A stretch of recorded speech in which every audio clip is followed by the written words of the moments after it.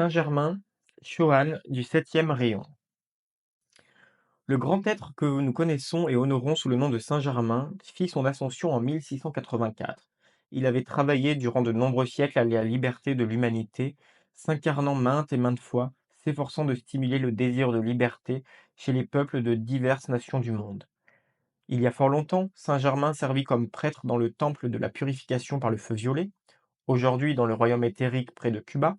Dans une incarnation ultérieure, il fut le roi d'une grande civilisation située là où se trouve aujourd'hui le désert du Sahara.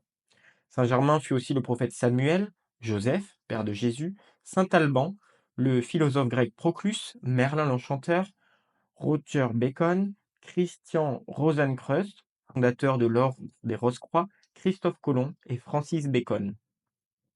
Le maître Saint-Germain apparut à nouveau en Europe, essentiellement de 1710 à 1822. Il apparut dans son corps visible, tangible, en divers pays et sous des noms différents. En France notamment, il fut connu sous le nom de comte de Saint-Germain, en Allemagne sous le nom de Wandermann, à Venise sous le nom de Bellamare, sous le nom de prince Rakowski à Dresde. Il était considéré comme très riche et personne ne put déterminer d'où venait sa richesse. À cette époque, il n'était pas connu que Saint-Germain fût un maître ascensionné, et on n'expliquait pas comment il pouvait réaliser des exploits surhumains et se passer de nourriture.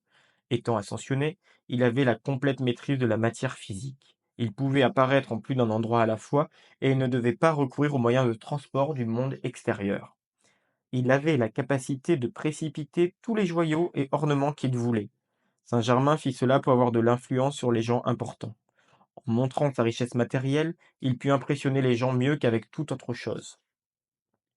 Au début de 1930, Saint-Germain utilisait une nouvelle approche. Son enseignement se fonde aujourd'hui sur la simplicité du langage, la logique et le bon sens. De plus, comme les autres maîtres, il utilise sa radiation pour convaincre les étudiants de la vérité de son message.